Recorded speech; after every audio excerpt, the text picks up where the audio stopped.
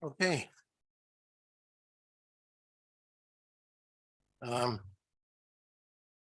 Okay, it's now 5:32 and this is the Capital Improvements Program CIP Committee meeting Wednesday, September 20th, 2023 at 5:30 p.m. at the Alton Town Hall. Tonight we have presentations from the department, some of the department heads, Scott Kimmon, Director of DPW, Deb Pendergast, Interim Chief Fire Chief Department, and Josh Monaco, Director of IT Department. And we'll start with those presentations. If everyone doesn't mind, I think by order of count, I'd like to start with Josh Monaco because his is probably the simplest and easiest for us to get through. And the other, Scott, yourself, and Deb, yourself, it's going to be timely. Okay. If you don't mind. So Josh. Okay.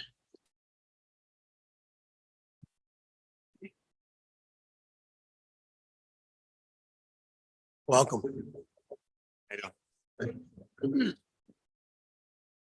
So Josh, just share with us in brief detail your asks for this particular year and for the next 5 years. I think you gave us, I think we have here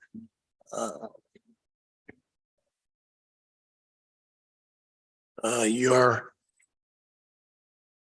IT program. Yep, and his section's on page 10. Section 10. Yeah, that's what I was looking Page 10. Yep. And I want to thank you for your explanations. They were excellent and a lot more comprehensive than in previous years. And we would ask you to continue that format. Absolutely. Because it makes it a whole lot easier for us to kind of review what your needs are. And in some respects, the IT has been on the back burner in years past, and we can't afford to have that any longer. Right. You know, we need to really know what your needs are going to be and the concerns that you have. And this was an excellent explanation of how long the equipment lasts, when it's outdated, what you're trying to do to shuffle around things and whatnot. So thank you very much. Absolutely. Okay. The committee really appreciates it. Sure. And just to keep it very simple, I did all my asking last year, and just being on this plan, we're on the right track. I don't really have any adjustments that I need to make to this plan at all at this time. Okay. Okay.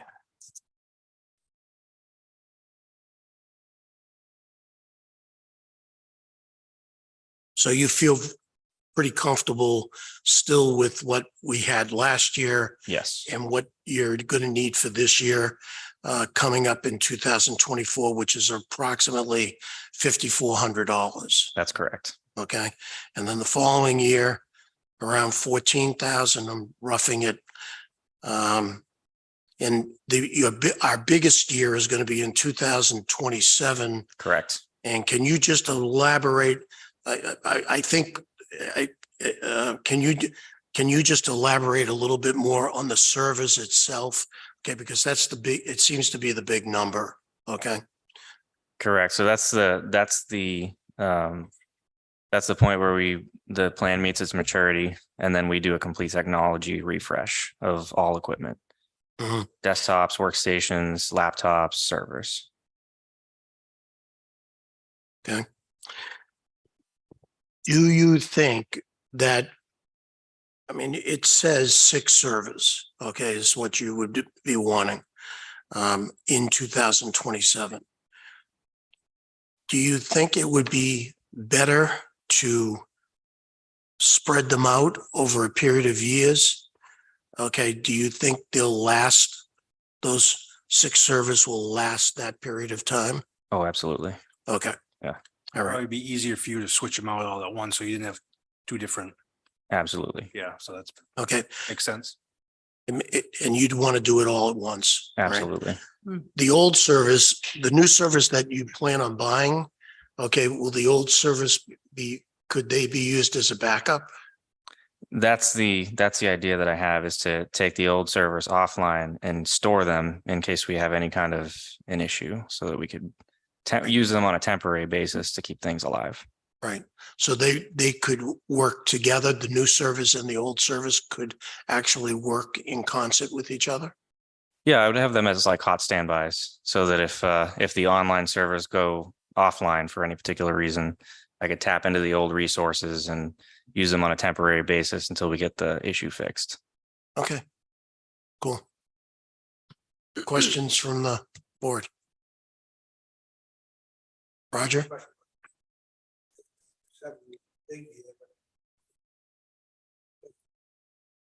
Oh, I didn't see that. I'm sorry. Okay, can you elaborate on the communications? What would those be? What is the 85,000? Is that cameras? So that's for the computers. That's for the computers. Is it 2028 that we're doing the refresh? That's Maybe what that's we've what got it is. down. Yeah, Because then it goes to a zero balance yep, in 2029. correct. So that's the year of the refresh, is 2028, not 2027. The servers are in 2027. Okay. Is that? Right, because that's when they reach end of life. Yep. Yeah. Okay, no, Yep. that's so, And I'm sure buying all that together allows you to get some sort of bulk rate, We get incredible Or- discounts. right? And then Doing you get bulk all purchasing. the same equipment, so that's just much more efficient Yep, for security and updates and all that stuff. absolutely. We just did a bulk order of desktops, and we got like $1,400 off each laptop that we purchased. It was insane. Very nice. Wow. Yeah.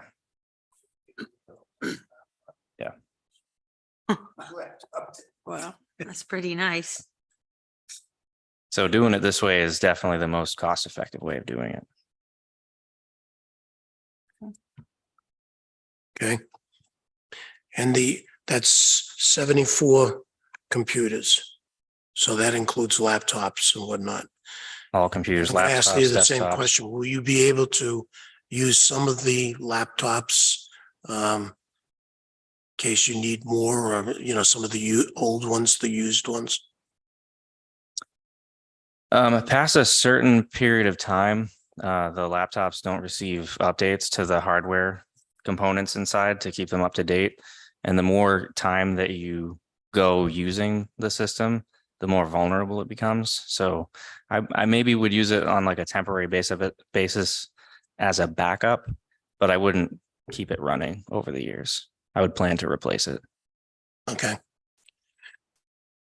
So in terms of security, okay, our security systems in terms of software and with all the things that are going on within the security world, are we going to be in reasonably good order, or do we need to be thinking about protection, okay, of our so that we don't get what's the word, compromised? So this might seem just like a financial plan, but it actually provides that protection, because keeping up to date technology improves the overall IT hygiene that we have in town, IT security hygiene, and this helps with that. The reason I ask that is there are packages that are out there with companies.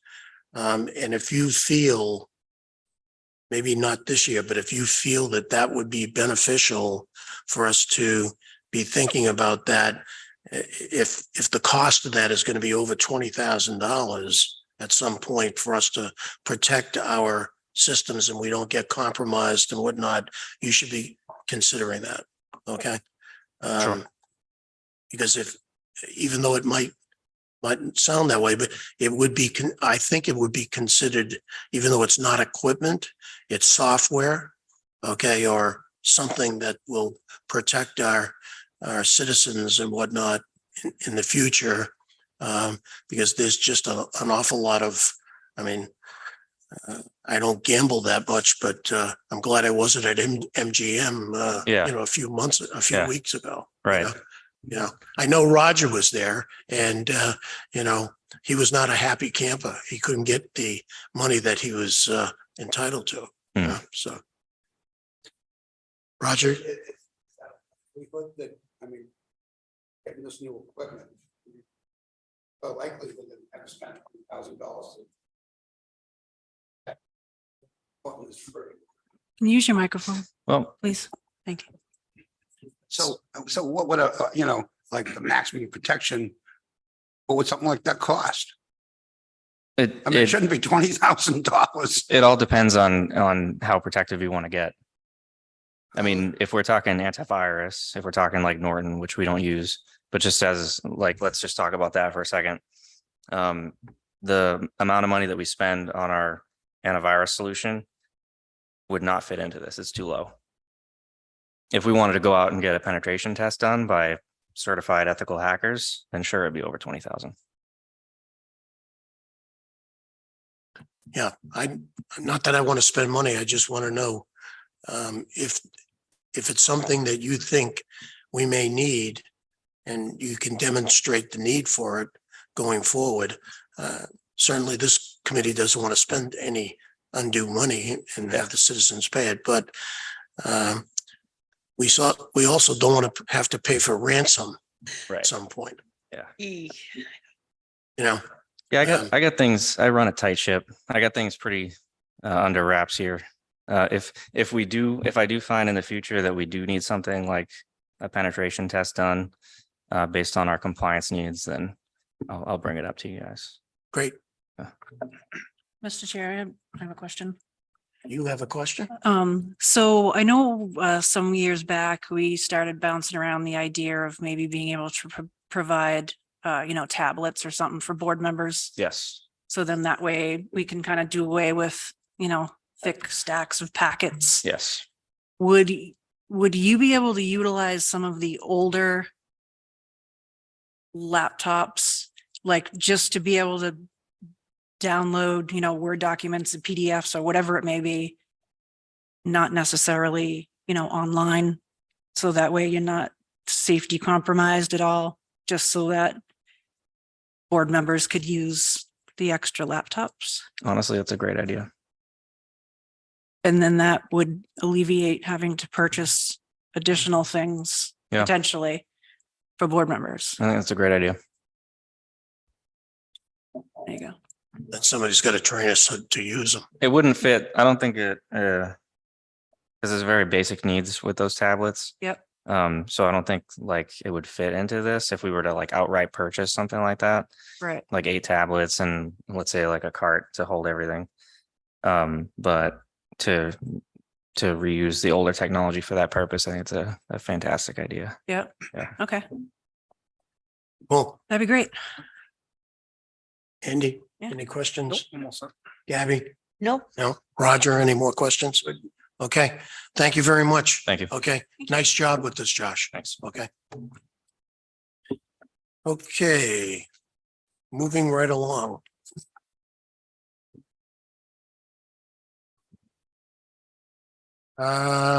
Scott. Director of DPW.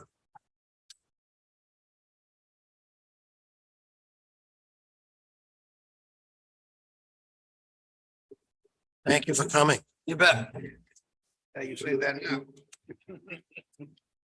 Doesn't make any difference to me, to be perfectly honest with you. I will tell you that what has been projected and what is already in your plan, you have one new request for a roadside mower, I believe was the only new request item that's in there. Town administrator has indicated to me that he would like to see me, if in fact we have surplus funds, to try to purchase a used one initially. And if we're able to do that, that would be great, but it has been plugged into the amortization by Jessica and putting that planning together for its replacement at some point in time. So that's the only new item in this plan. I have provided a memo that was sent up as well. And in that memo, it does indicate, and I did put in there in regards to the support of the ongoing equipment and projects that have already been in the plan and are currently funded within the plan. The only thing that is not funded in the, well, I shouldn't say that. There had been a lot of discussion previously in regards to the lease equipment. In the past, the town had leased large ticket items such as loaders, graders, backhoes, and whether or not you never know if in fact each administration and or elected board will continue with that process or not. I don't recall if in fact you are carrying any type of a monetary amount towards any of those replacement items. I don't believe that that was the case, but I'm not 100% sure of that. I don't recall seeing it in here. No, there's only one piece of equipment that's on that plan. It's HD1. That's listed as a lease, and that is 2016 cat grader. Correct. Yeah. Yeah, so that would be the only one that's in this plan that's listed as a lease item. Right. And we had kind of looked at that. I recall when I first came here, as far as we looked at extending that out longer than what we had actually projected. And looking at that itself, we went initially, I think when Ken had looked at all of these items, he had looked at them for a 5-year rollover. And after looking at everything, I have now shuffled the deck and looked at a 10-year rollover on the grader, 7-year rollover on the excavator. And the wheel loader would in fact be a 5-year, continue to be a 5-year rollover. I believe backhoe is also at 7 years on that. So once again, as long as the board, understanding that as long as the board and the administration continue to go with lease purchase, then the fund, as you have laid it out here, and its amortization relative to replacement on the projected schedule will be able to hopefully meet those needs. If in fact the administration and or the elected board says, no, we want to pay for what we own or what we're going to buy, then that will put this all out of skew. So I would, I believe, I know in myself and Courtney Mitchell, who's the assistant, she and I have worked on this together. She has a family commitment this evening, couldn't be here, but is that we would advocate to continue to stay with a lease purchase during those same timeframes relative to that. So I just want to be upfront with everybody that, if things change, then you run that risk. The other issue is that if you don't set money aside, at least a little bit of seed money, we've talked about this last year, a little bit of seed money to make down payments or something like that. Once again, that's just something to keep in mind on that side of things. So I also in that memo in updated values of equipment, there has been some pretty drastic price increases in equipment overall. We are very much starting to resemble the fire service relative to purchasing of equipment.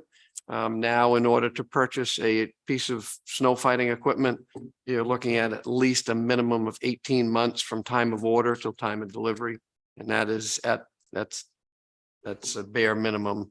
A lot of folks have going greater than 18 months in order to get that. So that, it's great if we can get locked in on a price. Generally, we purchase, something through a cabin chassis, and then we also have an upfit price. And generally, hopefully we can get those locked in. Upfit prices tend to not be as easy to lock in as cabs and chassis. So, this will continue to be a fluid document as we see these prices and how they fluctuate. So, in doing that. So I don't know if this one item or another you want to tackle, I do wholeheartedly support the continued funding of your CIP plan and how you have it laid out. I do not support, because it's a tough budget year, to be an area to cut and to reduce on. Yeah, the CIP's challenge is that with all of the department heads coming in with their requests and increasing what they think the costs associated with that equipment and whatnot, the CIP's 5-year plan is completely out of whack. Just completely. When we did the 5-year plan in 2023, we were, and the plan goes out 5 years. We were at approximately $1.04, $1.05 per thousand. And that's what we projected for the next 5 years, including the highway department's increase of the road maintenance and road construction projects that you have been working on. You know, we would increase it gradually. Mhm. It's now up to, with all the asks and the new numbers coming in, inflationary wise, it's now up to almost $1.50, a 50% increase. That's untenable. We can't, this town cannot afford that. And in my estimation, maybe the select board may feel differently, but so we've got to try to figure out, what do we do about that? Okay. And our two biggest departments, highway and fire, you know, and unfortunately, we've got to try to figure out what's in the best interests of the citizens in terms of providing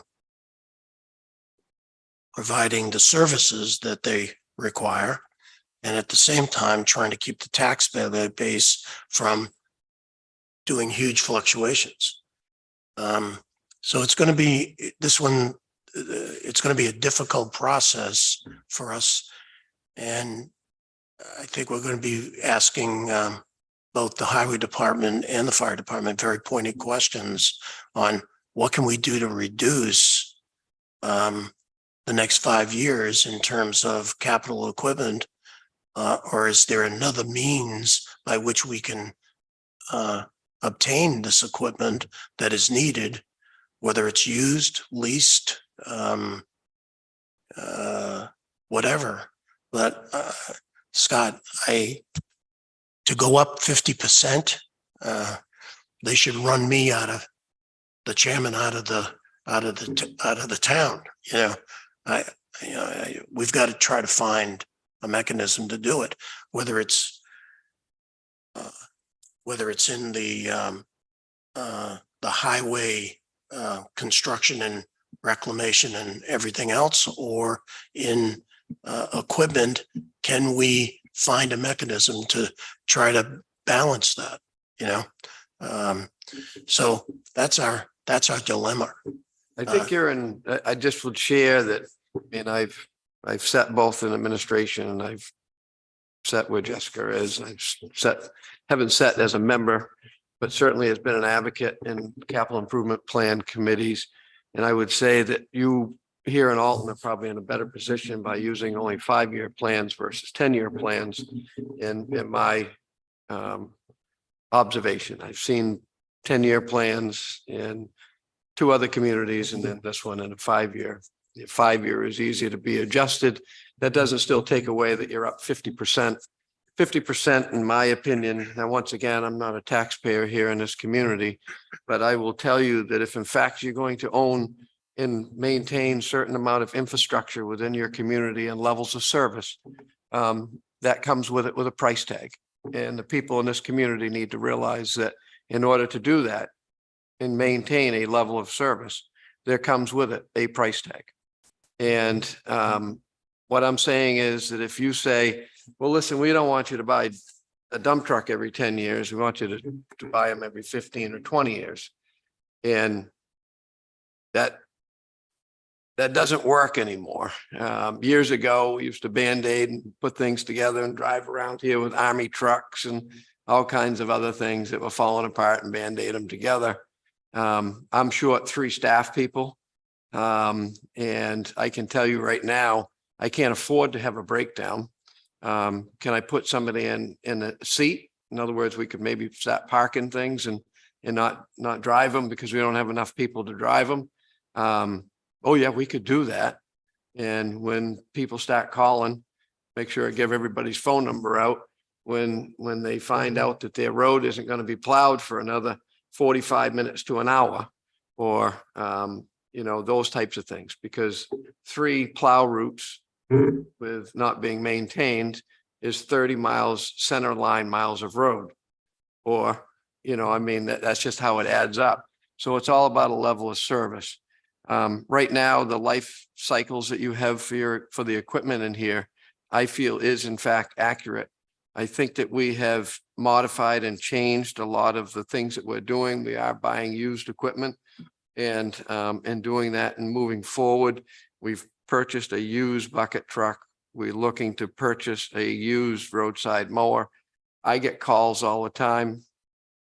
Andrew will tell you, his phone rings off the hook. Why aren't they mowing my road this year? Can't see coming out of my driveway. Very dangerous.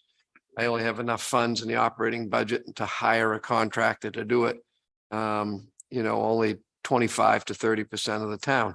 So these are the types of things as people move into this community, they expect service and levels of service, and that comes with it a price tag. So I'm more than willing to go through this item by item and tell you whether or not I think that you can do something different in order to try to save money. That way, I do see in the future, if in fact climate change continues to operate in the way it is, and we are able to in fact do road maintenance at the same level, if not higher, in the expenditure of funds to maintain our pavement, that we can in fact maybe change our fleet. In other words, instead of having 3 10-wheelers and 3 6-wheelers, we may be able to have some of these 5,500 size vehicles in lieu of having 1 10-wheeler. So there are some changes that way. Then we start talking about buying a 10-wheeler with plow and hookup on it. You know, you're starting to talk over $250,000. So that's a lot of money. It's flabbergasted me as to how much these things have increased in cost. Some of them right now are about over $300,000 with all. Well, the last 2 dump trucks that were bought was 284,000 each. Yeah.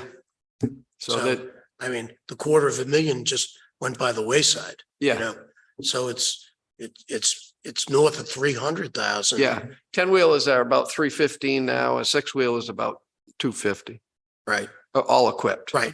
If you change the mix to more 6-wheelers, we might get to the 225,000, but a 10-wheeler, you know, so. Well, the 6-wheelers are gonna Go ahead, plow the Roger. roads just as well as the 10-wheeler. Obviously, the 10-wheeler hauls more sand, which is good. Yeah, but it doesn't seem as though the trucks are the problem. It seems like the problem's the people.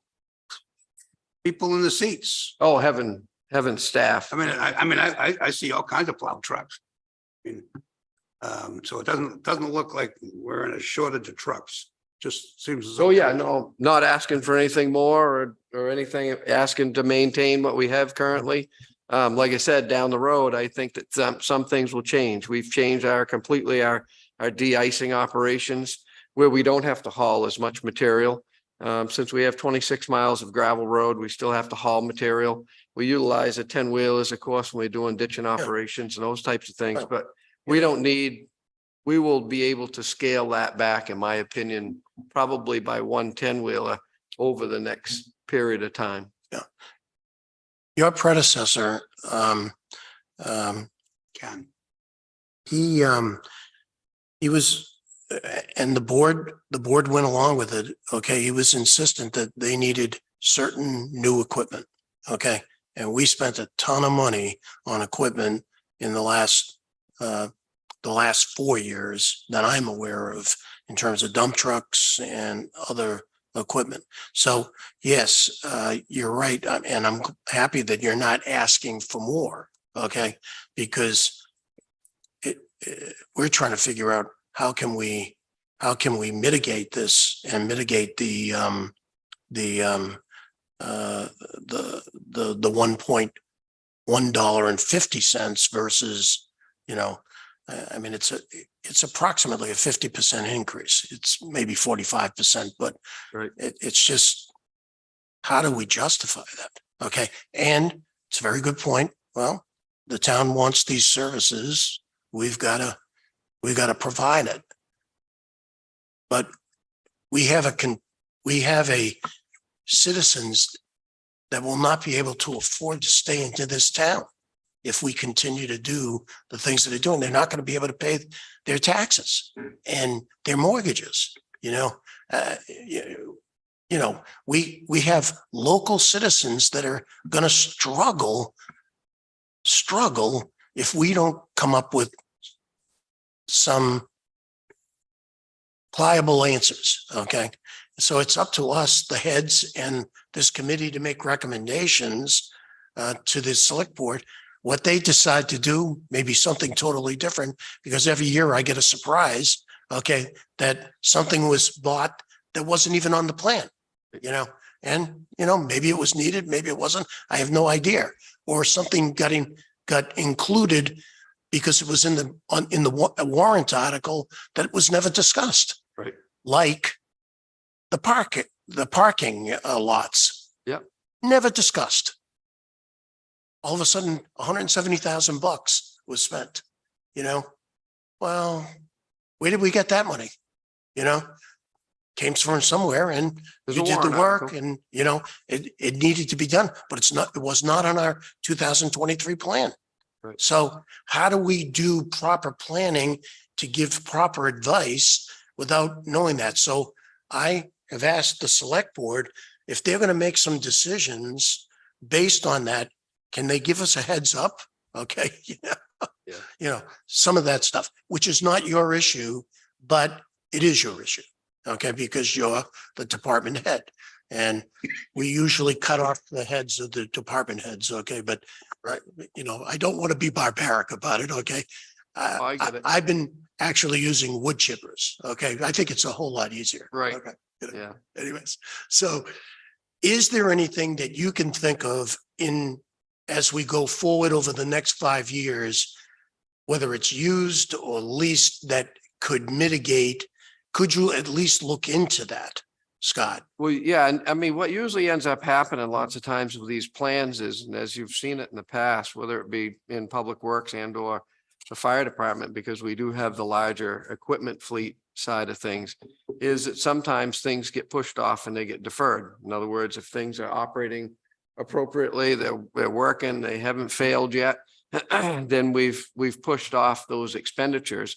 That doesn't help you out as much, because you tuck money away in order to do this. And I think that's the reason why a lot of boards, select boards and capital improvement committees, some like them and sometimes they don't, as far as doing this lease purchase.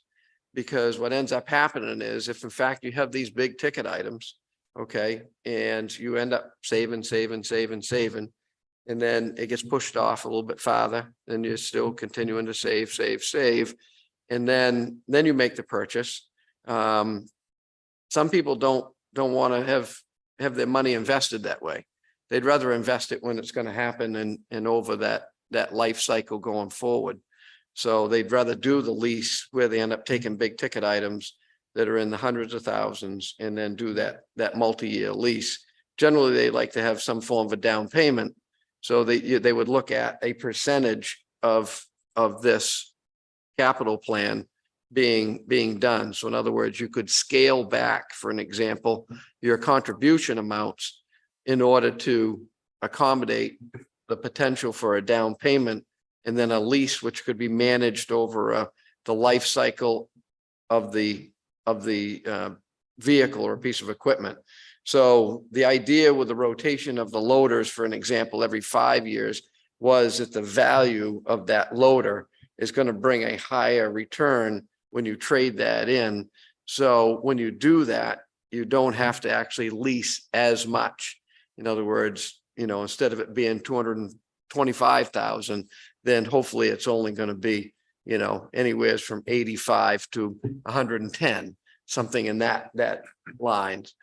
Which that's pretty much what we saw in this first evolution of doing this. We didn't lease because they had surplus money. The board chose to not lease, and they just paid because they used extra money that was within the budget in order to do that. So that didn't hit the capital plan, improvements plan, and it didn't hit the ultimate taxpayer in that big dollar item that has to go out because they use surplus funds that were within the budget in order to make that happen. So, I mean, things, and once again, already that's been pulled out of here with the exception of the grader, from what I understand, is that all these other items such as backhoes, loaders, those have all been kept in there as the lease purchase, so that they did not have the amortization of the life cycle of that piece of equipment. Something that could be considered by the committee would be to take a look at, for an example, the 10-wheelers in that situation and look at something very similar to that. When you start talking about $300,000, that's a big ticket item. If in fact you were to either, potentially reduce that with the expectations that you would look towards a lease in those situations, that may be able to show you some savings. Understanding that you map it out as that in your plan, as that is what your intention is to do that, then that may be a way of cost savings. The other part that I see is that potentially over the next year to 2 years, we may be coming back, or Public Works may be coming back to you and saying, we don't want to replace that 10-wheeler with another 10-wheeler. We want to replace it with 2 of these 5,500 series vehicles. We are taking over more and more subdivisions. I think since I've been here in the last 2 years, we've taken over close to 4, I think now, or coming up on 4 subdivisions. They're smaller, narrow, a little bit narrower type roads. They're more of a residential type road, have large, very large cul-de-sacs generally, or turnarounds at the end, circles at the end. And not that they can't be plowed with a 10-wheeler, they can't be plowed with a larger 6-wheeler, is that what ends up happening is the way that the weather is now, it's quite different than what it was 10 years ago. And climatologists that tell us that over the next 10 years, that continue the climate is going to happen. Will be 10 degrees higher in temperature in our wintertime than what we are now. So these 4 subdivisions, that's very interesting. Mhm. Okay. And were these subdivisions association roads that we took over? They were planned subdivisions that go through the planning board. Part of that process is, and Jessica will correct me if I'm wrong, that once they get to a stage of build out, and then they have the opportunity through the planning regulations to then make application through the planning board to have acceptance, go through the acceptance and approval process to be a town road. And then that goes to the board of Okay, selectmen. so these were new subdivisions. Well, some of them been in existence for Yeah.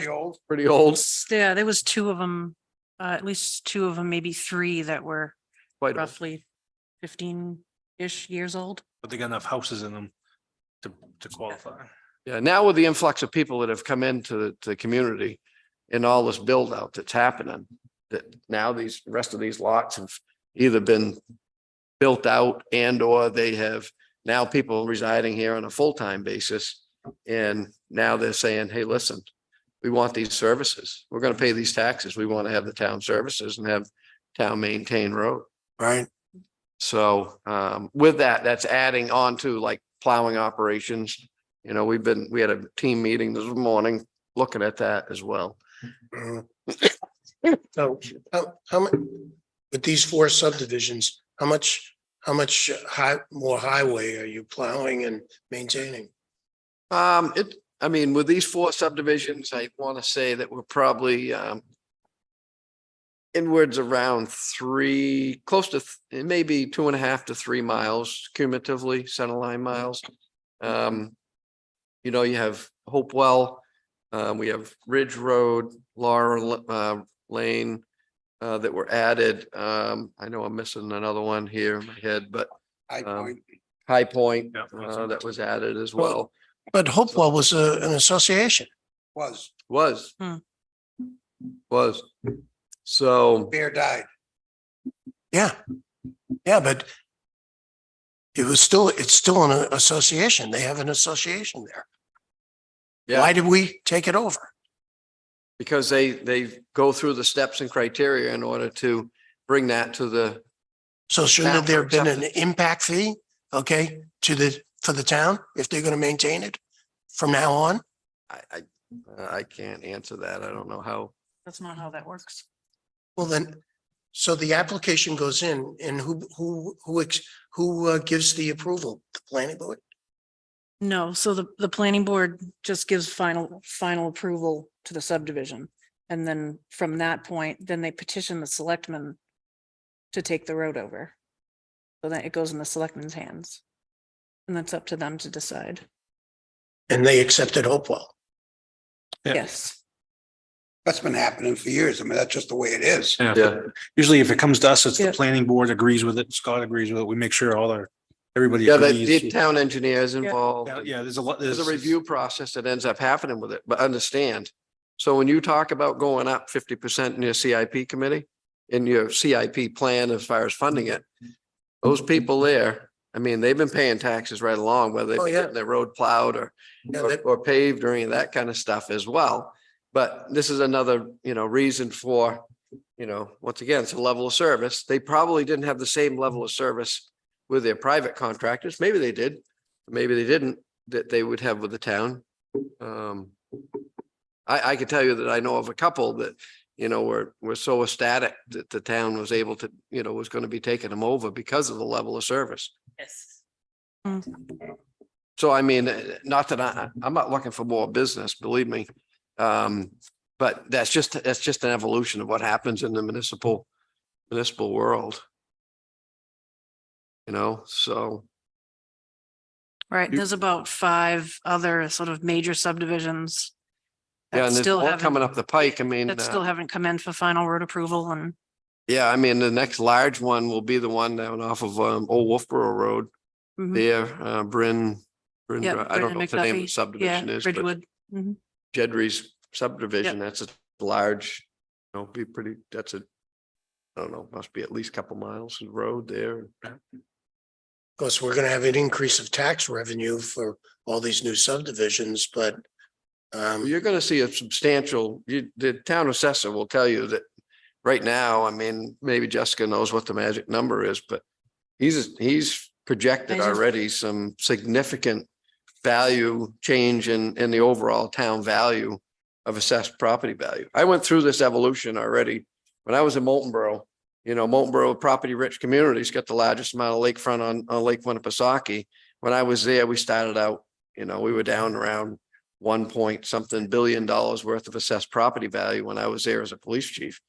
And then when I left in 2016 as a public works director, we were up almost 2.8 billion dollars in that value. Still had the lowest tax rate virtually around, and still do. I mean, I think the tax rate there is still the one of the lowest with Tuftonboro out there, and Alton isn't that far behind. Have a little bit of a curve there but I think you're going to see that there's been some significant changes here in the community over the last year, even since COVID, hit and then started to. yeah, I think we were trying to get that number from the assessor. Did we get that number by chance? Where it's just under 2.2 billion. But the increase, what was the increase? Did we get what he thought the estimate would be the increase So for the new year? So that was a difficult number to come up with because you have to take into consideration not just the towns. The town, the items from the town, but also state, state, county and school. So Right. it's really a difficult number to project on what if there was a decrease in taxes or not. And what was the assessments for the year before? 2.1 billion, 2 point what? That will give you some sort of an idea. Right. Let's see where we're at. Steer.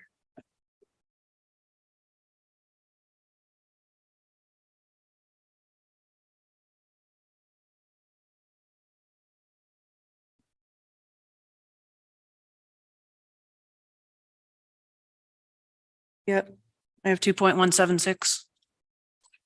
2.1750. So Yeah, he's 176. projecting approximately a $25 million increase in,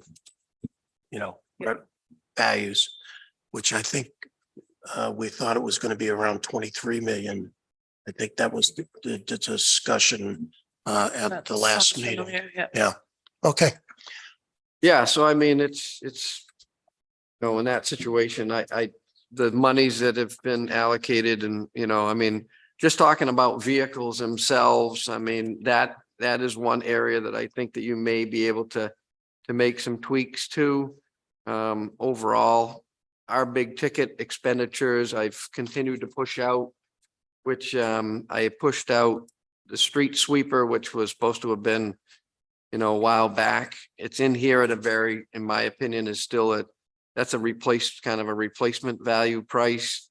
And based upon our changes in doing our snow and de-icing operations, that may even be able to be removed from this if in fact we went to contracted street sweeping. Difficult part is not that many people that do it. So sometimes if you can pick up a used street sweeper for $25,000-$30,000 and be able to keep it going and be able to sweep the streets. Here, it's mainly the areas in the downtown area and in the Bay Area that are getting swept now. We don't sweep.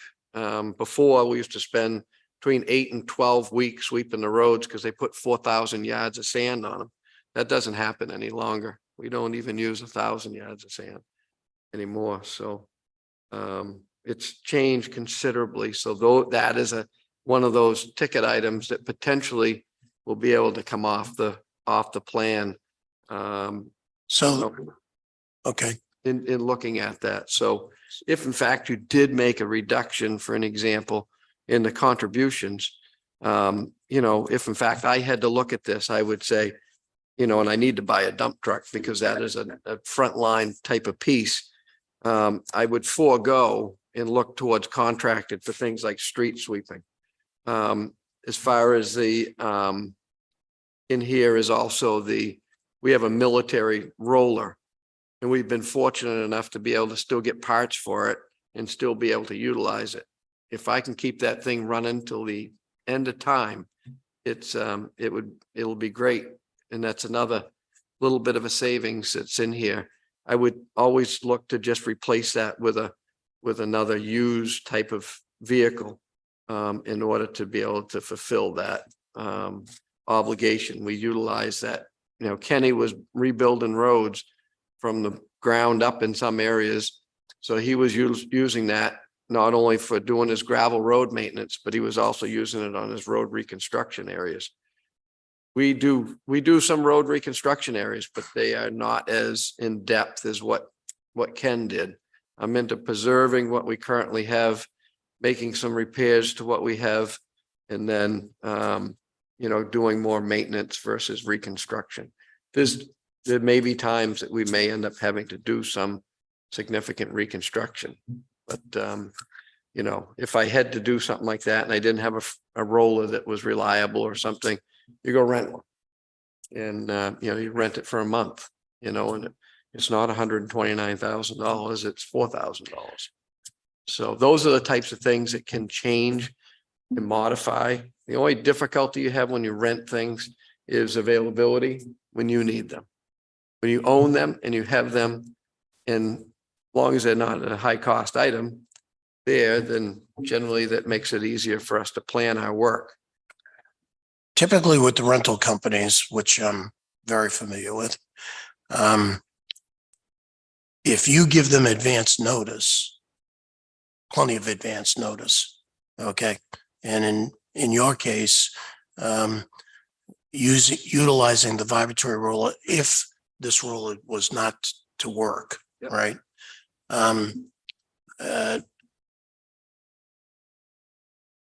There are plenty of vibratory rulers available. You may not get it from the company that you want, you know, but when you've got United, Sunbelt, Hertz, you know, these big guys, and they can pull from Right. 2,000 stores. It's just a matter of they want the business and they want the municipal business. They'll get it.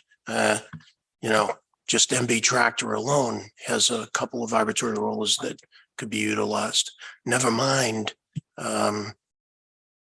you know, Rents, I'm sorry. Milton, rents down in Epsom. I mean, I'm renting an excavator, another excavator right now. I mean, Right, right, just because of the washout stuff. Yeah. They've been great. I've had it for almost 2 months now. right. That is, those type of ticket items there, those would be the ones that if you had to look at, okay, how can we try to reduce some of this? When you look at vehicle fleets, those would be 2 items that if you wanted to pull it from your amortization in your schedule and you felt that you needed to do so, you could in fact do that, or to reduce contribution rates to the Okay. vehicles such as like 10-wheelers to look at lease purchase. Okay, and which ones are those? The 10-wheelers. So the 10-wheel dump trucks that are in this plan here are listed as HD 30. They are HD. Yeah, HD 12, I think is the next one. Yeah, HD 22. yeah, they're listed out here. 666. Yeah, you got 12, HD 12.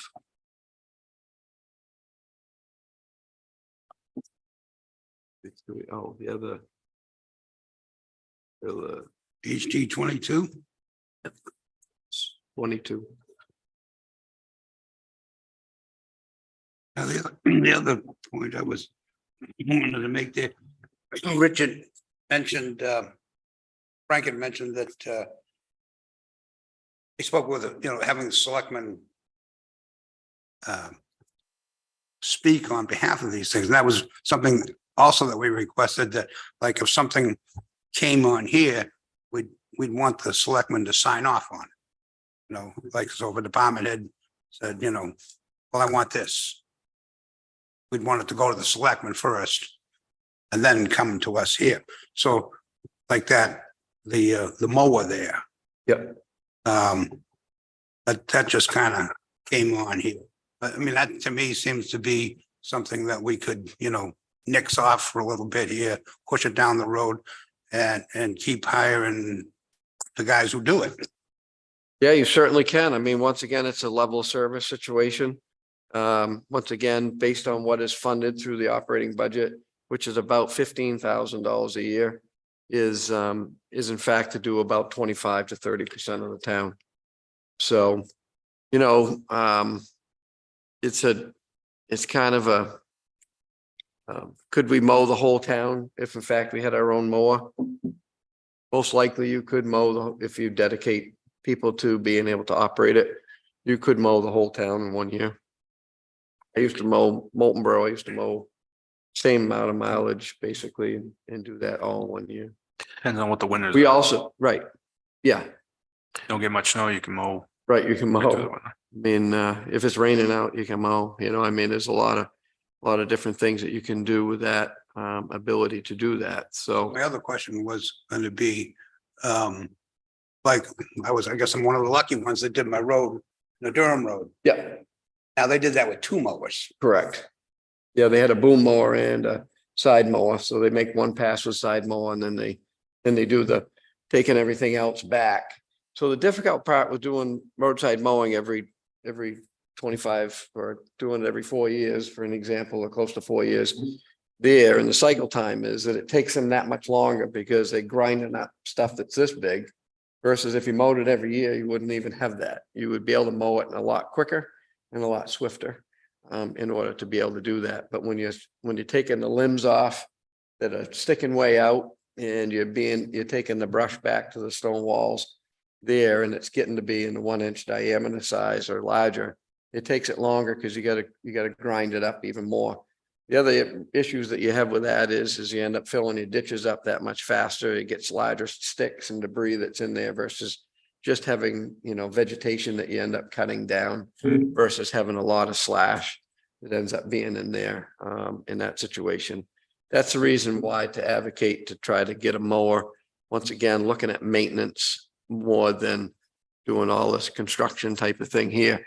I mean, the idea was also just like we did with the excavator was to have a more of a appropriate size of an excavator to go around and do ditching operations and doing that on a maintenance side of things versus the big excavator that we had and trying to do ditching operations. It was a great road construction excavator, but it was not a great, even though we had some talented people running it, wasn't a good maintenance item. So trying to have the right fit in order to do the maintenance. Our road plan this year, we spent 1.1, almost $1.2 million on your roads. And we paved nearly 7.29 miles of road in this town in some form of a pavement treatment level in order to get the roads sealed up and to get them so that the water will not hopefully infiltrate the road beds themselves. We can get better bang for our buck on our de-icing materials so that we don't, have a lot of time being involved there and have a lot of water infiltration into the road beds so that we get freeze and thaw and more damage to our roads. But you have to keep up with that stuff. If you don't keep up with it, then you'll constantly be chasing your tail on repairs. So the mower that you have recommended, we would be manning that mower versus going off a contract. Is that That would be a budget reduction within the line items within the operating budget. so in the operating budget, it would reduce the line item in the operating budget? Correct. Okay, to what extent what is your projection that if you can find the manpower? Okay, because you're gonna need somebody to run it. Right. And right now, from what I understand, you're having difficulty with your labor force. There's no doubt we're having trouble with the labor force. The town has made some strides in regards to wages. We do have now, as of this week, I do have a couple people that are potential prospects now in our recruitment work that we're doing. I've been on the phone trying to work that. I can actually get somebody part-time to come in and actually run a roadside mower. He's That was retired gonna be my question. person to come in. Do you feel comfortable, Scott, that Oh, you yeah. would utilize the mower and have someone man it? Okay, Definitely. because if it sits idle, like some of our dump trucks did throughout this, this storm and whatnot, and we had to go out and find trucks and vehicles. I mean, you needed to take care of emergencies. There's no question about it. Right. But we had sitting, I'm mistaken, I believe we had sitting 2 or 3 dump trucks at any given time because you didn't have the manpower. Right. Well, the issue that you always have, and this has always been, I think I explained this when I first came before the capital improvement committee is when I was in Moultonborough and I had their first tour of the public works facility in Moultonborough. Capital improvement committee came in the summertime, just like, you folks get started up here, and they came in and they walked into my garage and they said, "What do you need any dump trucks for? They're all sitting in the garage, nobody driving them. We want to cut all the dump trucks. What do we need all these dump trucks for?" The dump trucks, to be honest with you, they're all used for winter operations.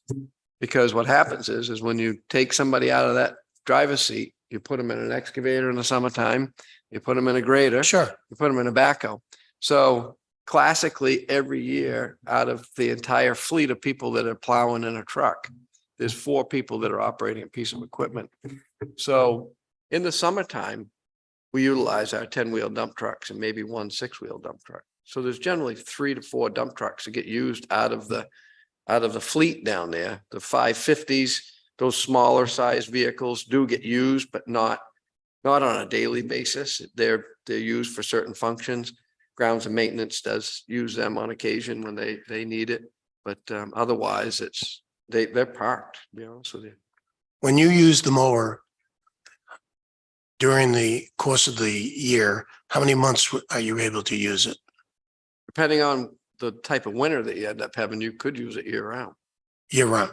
Yeah. You could use it year round. Could, if in fact you have a mild winter and low snow amounts, you could mow during the winter time. And the asphalt roller that you're looking to rent, to buy used? Yep. What about that?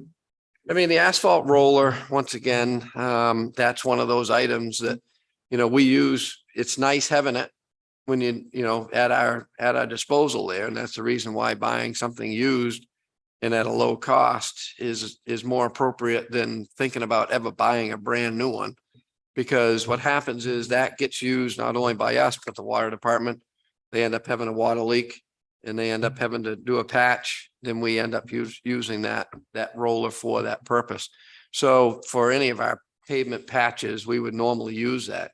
Now, for an example, if we had staff enough and we didn't get as inundated with these weather events that we had this year, some of the washout areas that we had and some of the paved areas that we had, we would have done that ourselves and utilized that asphalt roll in order to do that and coordinate that and make that all happen. But because we were such inundation, I hired the contractors to come in and actually do that. So what kind of, during the course of each year, how long do you typically need the asphalt roll? Oh, you probably use an asphalt roll. Once again, it's only for a few hours on that given day that you lay the asphalt itself. So it's very minimal that way, but ultimately doing patches during a year, we probably do anywhere from probably a dozen to maybe 15 different patches that end up happening that you would need to use an asphalt roll versus using a vibratory compactor.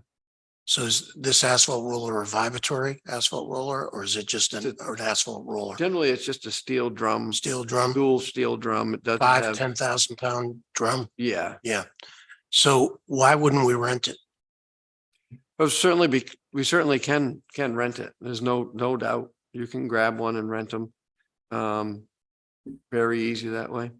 The issue is just, once again, having it at your disposal when you need it. And sometimes things can't be scheduled because they end up happening in an emergency situation, but sometimes they do and sometimes they don't. Once again, that's why I said those would be things that you could, once again, you could probably think about saying, let's not put those in the fund. Does that change your level of service? Maybe to a certain degree, but it all depends on availability of any kind of piece of rental equipment.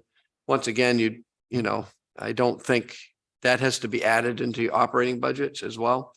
So even though it would come out of here and we look at things, it's like the roadside mower I projected to the Board of Selectmen based upon purchasing a used one, that it would be able to be paid by the offset of the not funding it in that plan as I put in my request. But the utilization of that mower is almost the whole year. Right. Versus an asphalt roll. versus an asphalt roller or the high pack roller, the Yep. used one that you have, which is a great vibratory roller. Right. I used to own a number of them.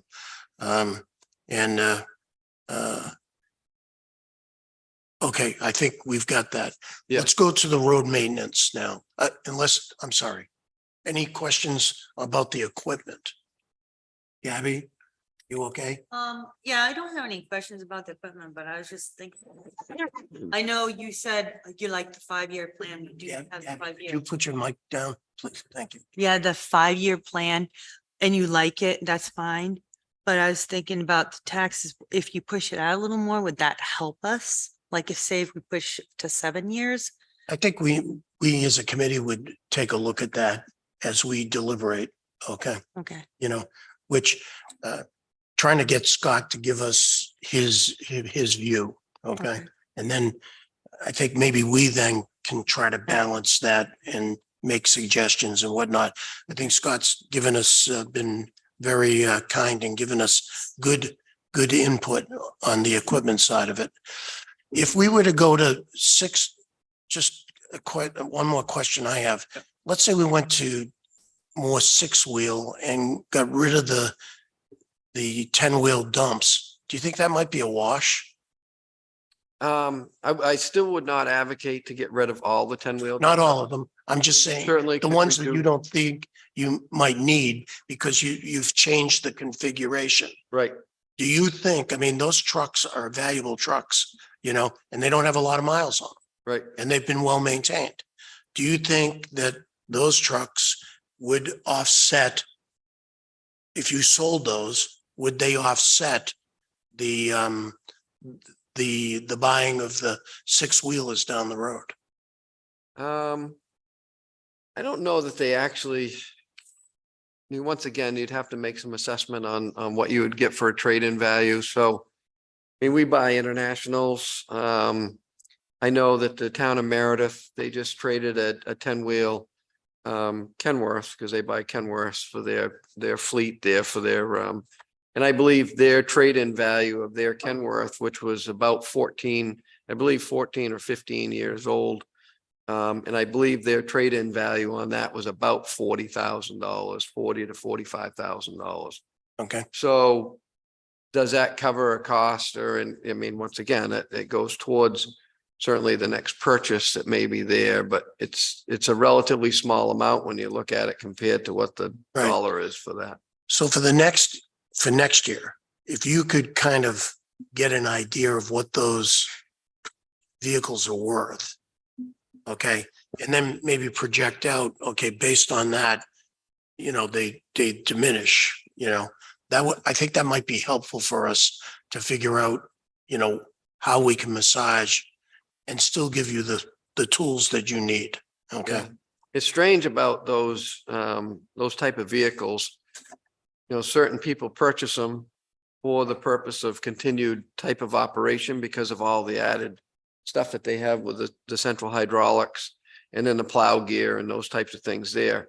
Generally, it's either another municipality sometimes that Yeah. buy them Right, and put them on. Lots of times it's contractors that do that. When I was doing had my private business in snow removal, that's what I used to do. I used to go and, you know, that's what Andrew does. I mean, he goes and looks for a good condition, well-maintained, used piece of equipment that he can buy relatively Sure. inexpensive and do that. So what you find is that is what the market is versus if in fact, you know, and you know, maybe Roger ends up having a 10-wheel dump truck that he uses in his construction business and he keeps it for, you know, 10, 15 years and has relatively low mileage on it, but hasn't been out plowing, hasn't been in the salt all, you know, Right. winter long. right, Then those sometimes will bear far more value. Yeah. In the trade aspect of things or I got it. retail.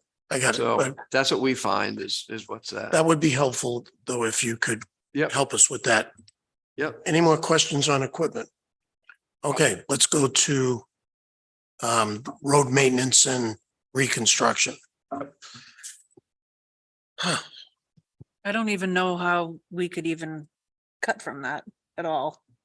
Just looking at, you know, all the weather events that took place this year. And we sort of already set that fund up to sort of be incrementally increased by so much every year. What I did notice is that there seemed to be a change in the asphalt. Did you change some of the asphalt mixtures? Yes. Yeah, we use Can you talk about that? pavement preservation treatment. We did just over 5 miles of asphalt rubber chip seal. So asphalt rubber chip seal is a asphalt emulsion with ground up rubber in Mhm. that and 3/8 stone, which is in rolled into that and then swept up. That puts a 3/8 membrane basically on the roads themselves that are in relatively good profile. Still, they're not rutted. They may have already had some form of crack sealing done to them. Basically that rubber membrane, hopefully we would get between anywheres from hopefully 5 to 7 years of wear out of that before the next asphalt treatment, which would be a hot mix asphalt treatment on top of that, in hopes that the profile hasn't changed, and that we can just do one overlay of that. I centered most of that asphalt rubber chip seal. We did a fair amount of it around the lake as well, because driveways that dip off or climb hills, in that situation, it's a lot easier to tie those in, not as costly. So we're able to get more mileage out of that preservation treatment in doing that. The next treatment that we did was a traditional hot mix asphalt, either a shim and overlay or just a overlay treatment in some of those areas. Some of them we did as basically an overlay, which was really a shim in some areas to make some repairs, just to try to hold things together until we can get more money can do that road. We did a patch, for an example, on 11D in an area there that was, coming apart and was really rutted pretty bad. So we made that shim in through there and at least got so the surface was smooth as well and will shed water. So we also did a different treatment. Instead of doing a reclamation treatment, which is a rototilling of the asphalt, we did a milling operation on both Jesus Valley and then also on Wallstein Road. And that was to mill off the asphalt, get it down to a good profile, and then put a base course asphalt in there for those short segments of roadway, to put them in better condition so we can maintain them. Primarily, most of this work is all done so that we can maintain them well in the wintertime, and we don't use an overabundance of de-icing materials on them. We can get plowing operations to clean them off and use minimal amount of de-icing. With the money that's being allocated, because what we did was graduate it, so that you could have some visibility to what we felt we could afford to spend. And I'm just going to ask the question, okay? Please don't Bite your head off. don't chop my head off yet, okay? Is there any room there to cut that back by any stretch of the imagination in your? No. No. The reason why I say that is for years in this community, you spent about, which is a lot more than a lot of other communities might have, but you spent about 950 to $1 million. Yep. And you took care of one road in a reconstruction. Right. Okay. So what happened to that one? So that might be a mile of road that was worked on, which generally that's what it was just over a mile. Because I finished the last part of Roberts Cove Road and that was just over a mile on that. And I spent about $550,000 to do that segment of road on that. So in some of the other segments, because there was considerably more closed drainage that was installed, that's why it had a higher price tag. But all the other 90 some odd miles of road did not get any maintenance or minimal amount of maintenance. So what's happening is I'm taking care of roads right now that haven't seen a pavement treatment other than maybe some crack sealing, that are at least 15 years old in the life cycle of the asphalt, which generally now asphalt life cycle does not go beyond 12 to 15 years. Used to be 20.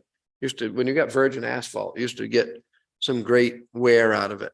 When I first started in 2009, I got great longevity out of that product. Recycled asphalt, the federal mandates that have been put into place have degraded the condition of asphalt now. Okay. So the idea is that we need to spend as much money and put it towards this preservation so that we can get into a cycle so that we can do and keep up with it on that curve. Yep. So there's still some roads that have to be, that are, you want to call them the 10 worst roads type of thing. If you go up Miramichi Road, Upper Miramichi, it's in real bad shape. There's a section on Old Wolfboro Road that, needs some under drain and it needs to have the hill redone. There's Alton Shores. Alton Shores is in pretty tough shape going out through there. That area is being built out quite a bit. Mhm. That whole Alton Shores Association up on the hill there. I drive out there and if I'm seeing 3 to 4 new house lots being cleared and places being constructed. So that's going to put another demand on that road network out there. Okay. So those are, in order to get your road network up, you've got to be and maintain it on an annual basis, with the exception of inflationary numbers. For this number of miles of road, you need to be somewhere in that 1.7, $1.8 million, and then be looking towards $2 million annually to maintain that road network. So that's how you keep up with it and keep that in step. Because once it falls beyond, that's when it gets very costly.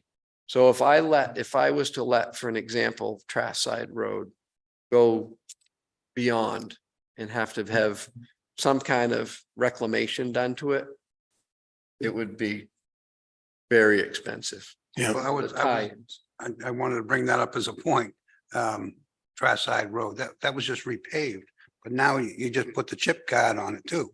So that was repaved, quite a while ago, almost 10 years ago, if not. Wasn't just last year? No paving was done on Trass Side. Nope. It was, there was a subdivision off of Trass Side called Jedney. Yeah, Saying that right? Jedney. And then also on Southview, which is another little dog leg off of it. Those two were actually, we did a one-shot shim to get the profile back on those because they were too far gone, or I would have chip sealed those actually on that side. And this is where people get confused. As soon as you start to see a piece of pavement gray, that means that the oil has come out of the pavement.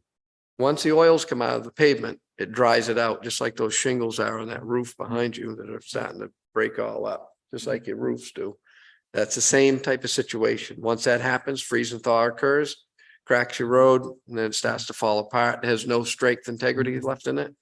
So by doing these little treatments, and I'm thinking they're not cheap. We spent $483,000 on asphalt rubber chip seal to do 5 miles of road.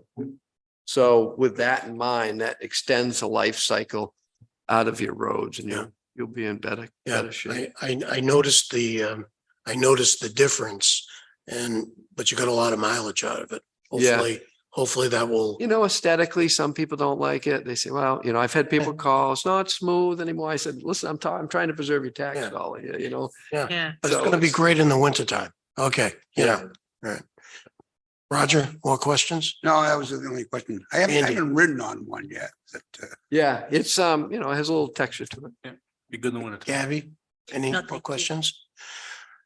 Scott, thank you. We'll try our best, but thank you very much. And your commentary is very helpful for us, and it's realistic. We may not like it, Right. The only other thing that I would share with you is on the buildings, because you do have capital reserve funds that have the Pearson Road Community Center, the Alton Bay Community Center in the plan as well. There is a town hall one that's in there. And there is funds for the different buildings such as solid waste and then highway.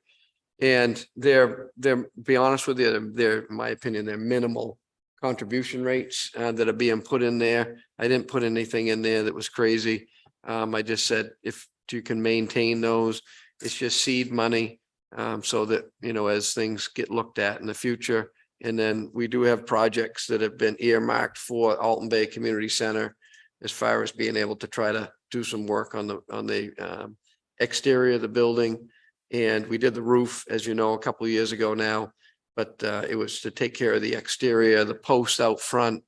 In that area there, we've got to build the fund up a little bit more in order to take care of that. But there is some small things that can be done with the fund in doing that. The Pearson Road, we did re-roof that this year, which was planned as part of the capital plan. And I've had asked that they continue to contribute to that for those future repairs going forward. So, Thank you, I Scott. have two questions before Yes. you go. I'm sorry. So one, just wanted to clarify on that town-owned parking area. Yes.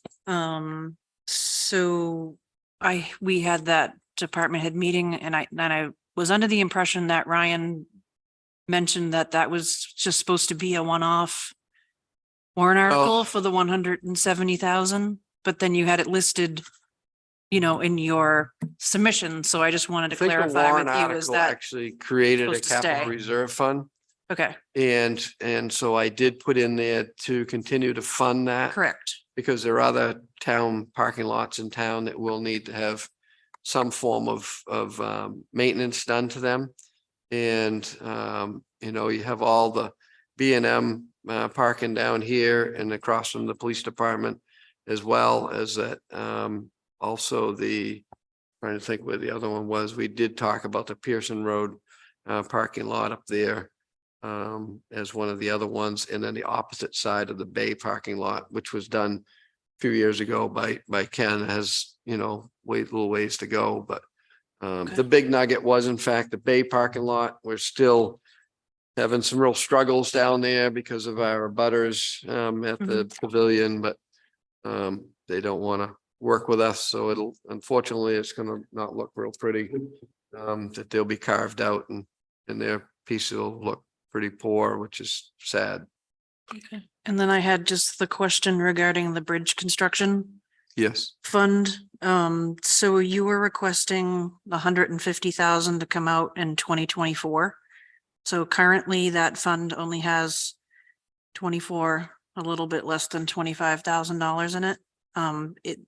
Do you plan on having state match any funds towards Well, bridge repair or? When I projected that, I was hopeful that under the state legislature, they were going to allocate another $160,000 towards bridges. That did not come to fruition in 2023. So one of the things I've been thinking about is if in fact I have a pretty sweet price in order to do that bridge. And if I don't act on it, it'll go from spending $300,000, $325,000 to probably spending close to $1 million. So if I have to, I would probably make a recommendation to the board that they may have to withdraw the difference from the road reconstruction fund in order to, you know, make sure we get the best value for doing that. So it's virtually the last bridge in town that will need to have some form of rehab. Okay, It's due to be inspected by New Hampshire DOT anytime this month or the first part of October. Once I have that, then I will have a better sense. Plus the contractor has agreed that he would do it next year. I'm not sure whether he'll still be doing the contracting for the following year as it stands right now. okay. Okay, thank you. Okey doke. Thank you, Scott. Am I okay to go? Yeah. Go, great. Okay. Fire department, please come up. Come on down.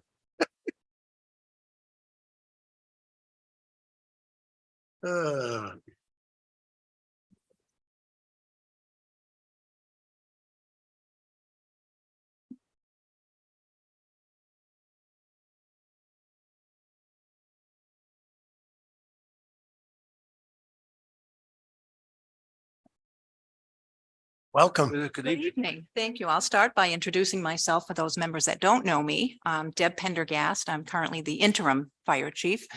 Started about 6 weeks ago. So I may have some gaps in your questions, and Captain O'Brien will be here to fill in those gaps, but I'll do the best I can to answer your questions. Do you think you brought a qualified person to help you with that? Okay, I because. picked the best of the best. Okay, good. That Could you give us his resume?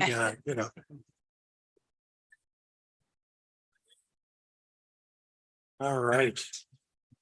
So I'm sure you heard, so I don't have to be redundant. You heard our dilemma. Mhm. And we're going to be struggling trying to accommodate everyone, knowing full well that the fire department over the years has been extremely patient in terms of their requests and what we've done. Certainly the biggest thing that happened was Deb, the cost of the equipment has gone up exponentially. So that just blew our budget or our projected numbers to exponentially in terms of the ladder truck, most assuredly, and some of the other items, but the ladder truck is the big, Sure. the big enchilada, So having said that, go. Sure. So after having met with Administrator Heath, and he explained to me, the situation that's happening, and is asking all department heads to be very conservative with their requests. So what we are proposing this evening, initially, we had looked at a deposit to the CRF of $375,000 for this year. We are proposing to reduce that by $175,000 and putting that amount at $200,000. What page are we on? That's page 3. I'm sorry. Bear with me. Sure.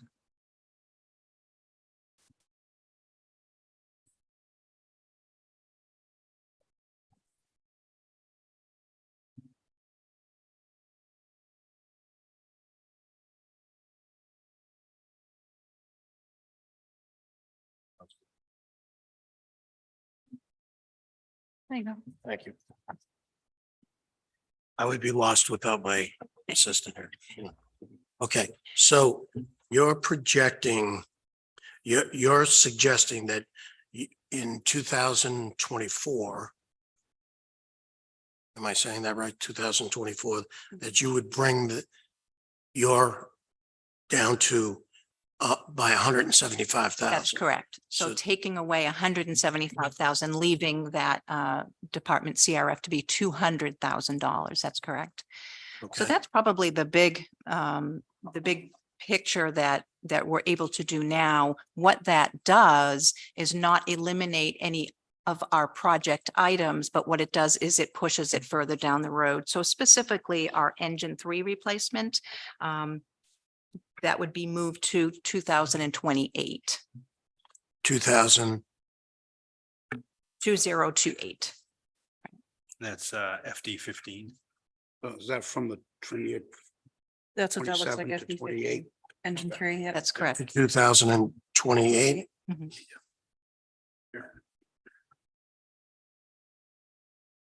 And then to further help with this, one thing we were just made aware of, and I actually have a letter in my email from the governor.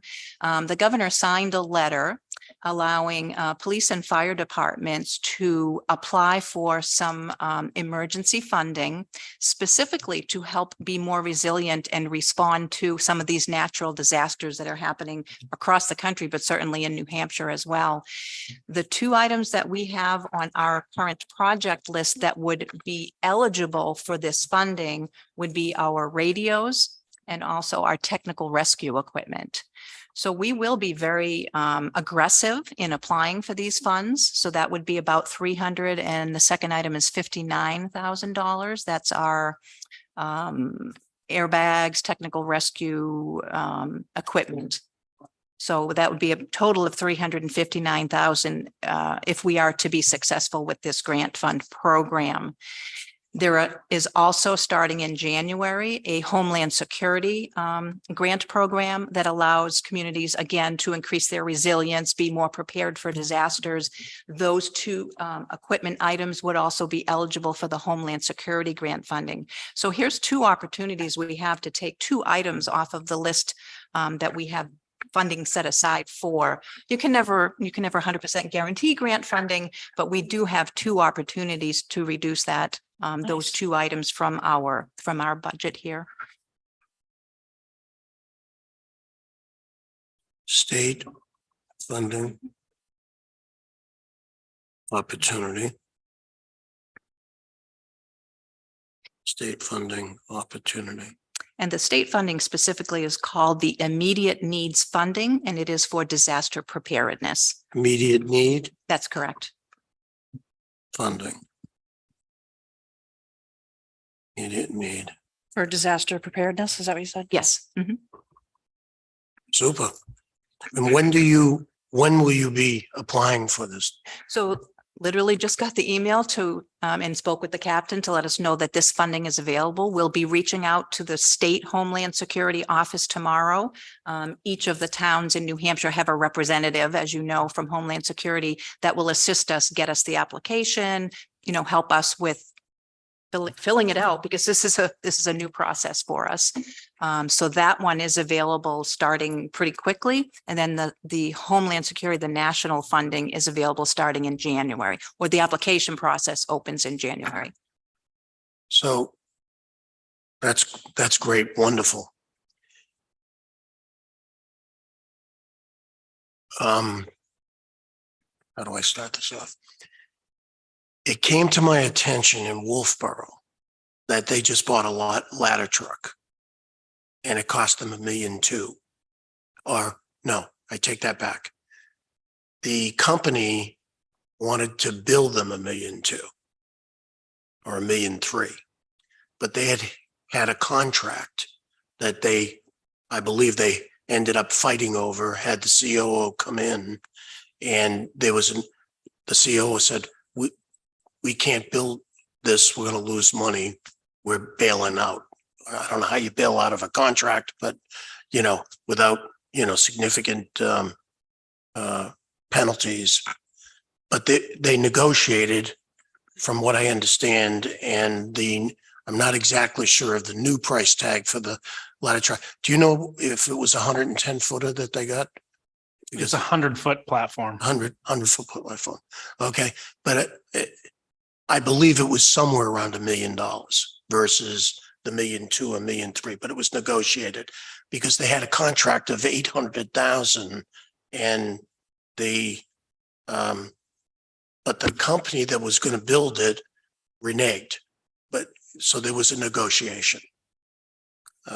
Whether that was a good negotiation or not, I have no idea. All I know is that they got the truck.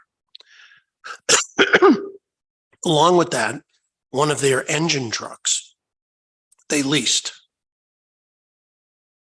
Again, I don't know what the particulars were, but I would ask you to look into the leasing and see what that might do, especially in terms of the ladder truck and the engine truck.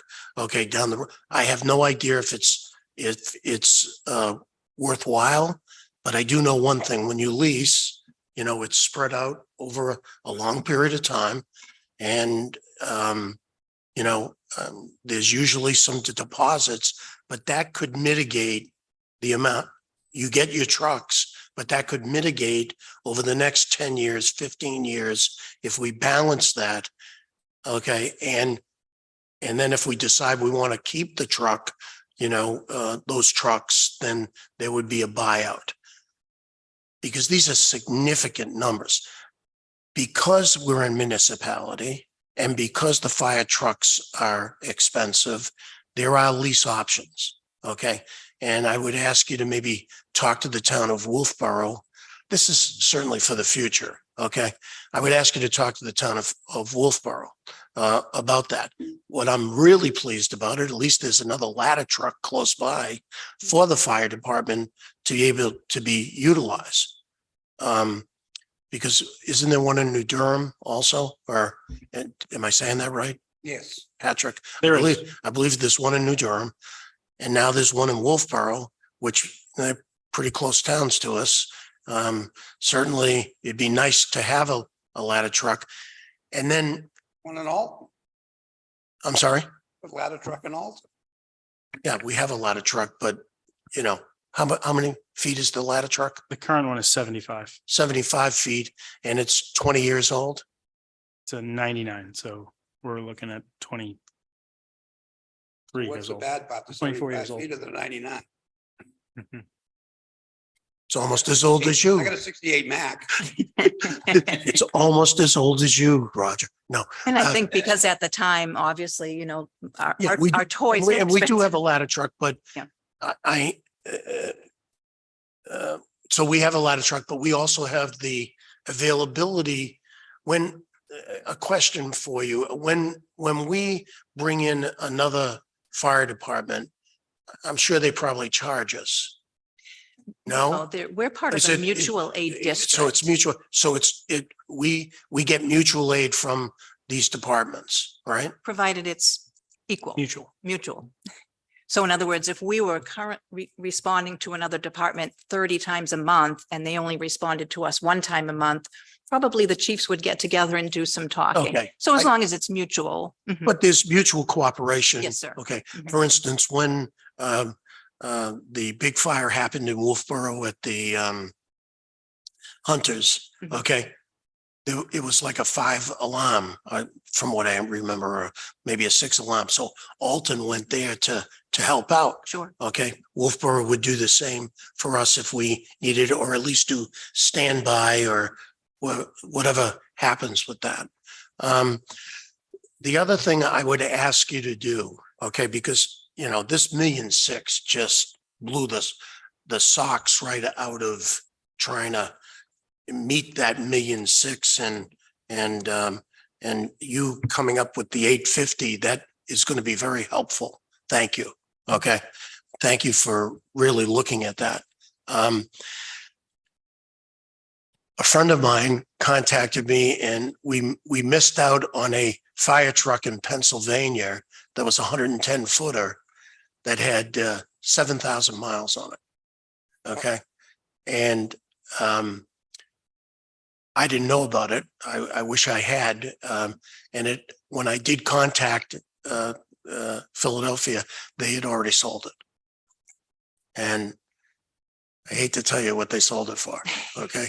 Because it was pretty cheap. But again, I have no idea if it was in any kind of shape, you know? I mean, these trucks are you know, they're pretty sophisticated and whatnot. And that's another reason I would ask in terms of the lease, because they're so sophisticated and they have so many electronic components today, solenoids, this, that, okay? And unfortunately, the manufacturers don't like to give out the codes so that they do all the service work. It's kind of interesting. It's happening in the equipment construction business, okay, where tier 4 engines can't be worked on by a normal mechanic. You know, but you have to go to CAT, you have to go to John Deere, you have to go to Cummins, and when they feel like, you know, servicing you, they service you. Okay, you're on a schedule. So it's some of those things that I would ask the fire department and ask you, Deb, to, you know, kind of investigate going forward, because certainly we want to make sure that the fire department has the needs that they need to service our constituents.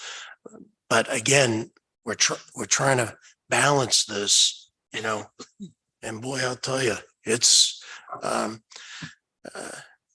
it's going to be pretty difficult to do that, but thank you very much for helping us with it. Roger, do you have any questions? Well, I was just wondering, I mean, could that ladder truck, well, that's the thing, can you push it down the road further? I mean, are they building that thing for you now? I mean, that's, No, not as of yet. So we are at one disadvantage. So we did, by pushing off the purchase of a new truck a few years ago in 21, we got the used truck to be able to get some use out of that, push this down the road a bit. But we had to search for that ladder truck, the used one. So the disadvantage is our station is 50, 60, 70 years old. We have 12-foot garage doors. Right now, the average for most fire departments is 16-foot garage doors. So my experience is with the city of Laconia, our ladder truck is 42 feet long. I can guarantee you that will not fit in Alton's fire station. So things like we have to stay away from tandem axle. We have to stay away from the longer body trucks. Yeah. The width of the truck makes a difference. How the compartments are set up makes a difference. So as much as we search for the used trucks to be able to fit into our station, we have a disadvantage that not all used trucks out there will work for us. Very good point. Yeah, and certainly the road set up in the town of Alton, you know, up around the Christian camp, and there are certain communities where the turning radius of the truck, again, we can't have a 42-foot truck in some of the roads that we have in Alton. So these are considerations that when we're speccing out a truck that we have to keep in mind. One thing we did consider is what is called a demo. So whether it's an E1 truck, you know, a Sutphen truck, they when they build a beautiful looking truck, they bring it around to all the trade shows. So now you've got a truck that might be 1 or 2 years old. It has some road miles on it, but has probably never fought in a fire. So in great condition, you know, 1 or 2 years old. If we can find a demo truck, that would be one way to possibly bring that price tag down a bit. And again, that demo truck would need to meet the needs of our current station and our current road setup. But that's not it's not impossible. We'd need to do some searching for that. And we'll certainly come up with a list of pros and cons of leasing. I'm not convinced that's the best thing for us right now, but again, we can come up with a list of pros and cons and see if that would certainly work out for us. But, you know, we are looking at options again, whether, you know, a demo could meet our needs and save $250,000, you know, dollars there. But Right. absolutely, we'll do our due diligence to get the best price. Again, I would ask you to see if you can, I know you have a great relationship with the Wolfboro Fire Department. Mhm. You know, see what that lease was, you know, how that worked out for them. So And what was their reasoning behind it? But I do know that if we ever do get involved in contracting for a ladder truck or any truck that's of this kind of cost, let's make sure that our attorneys in town are really looking at the contract well, okay? Because obviously somebody needed to finally say, we need to negotiate this, okay? I would have held the fire to the contract, you know? But is that the wisest thing? Sometimes it's not, you know, if you get into a legal battle, the only ones that win are the attorneys, you know, so, and I've been through that too many times in my lifetime to wish I had settled, you know. So is there anything else that you'd like to share with us? Yeah, I kept taking notes on everything that was brought up, because most of the stuff that we've discussed tonight, we've crossed these bridges before. So the initial request for a ladder truck was in 2018. I believe it was $875,000. And at that time, we did request it to be a lease. Municipal leasing for fire trucks is much different than the private world of leasing a vehicle. So that's one of the biggest changes. When you look at leasing a fire truck, think of it as a layperson loan. That's essentially all it is. So when we purchase something on a lease, we just finance it out over the course of 5 or 10 years or whatever that is. And we usually bring those options forward. One of the things that we heard when we made that presentation in 2018 was that this town is wealthy enough, we don't want to pay finance charges. So again, usually when we make a proposal to the board, we'll bring that forward. This is a 5, 10 or 5, 7, 10-year lease option. And usually that involves hundreds of thousands of dollars in financing. So it's not like a car where we say we could lease it for 5 years and at the end of the 5 years, trade it in for a new one. Because of the level of customization on these vehicles, it's not really an option because they get pretty much built for the community that they go to serve. Second, do ladders. So the challenge that we have with ladders. So if we're going to have Wolfboro come for a truck, Chief Pendergast mentioned having a tandem axle truck. That is a tandem axle truck. It is very large. And with 94% of our residents in town or buildings in town being residential, we're dealing with smaller, more compact driveways. So we're not going to be able to put a tandem axle platform truck into most of these driveways. So that was thought out several times over as we've gone through the spec process on this truck. So the vehicle that we'd be proposing or have proposed is a 6-wheeled vehicle, and it's as short as we can possibly get it with as much reach as we can possibly get it to try and best fit the needs of the community for its 20-year lifespan or 20+ year lifespan. So second, do ladders. The other piece to that is if we're thinking about these residential driveways, we take an engine in first. Is there room at your house for us to park a ladder next to it? And if you think about a fire scene, after that first truck gets there and all the hoses come off of it, you're not moving it. So the challenge that we have in covering 80 square miles is we're going to get there first. We're relying on somebody else to come in behind us. But if we don't have it there first or second, really close, then we might as well not bring it.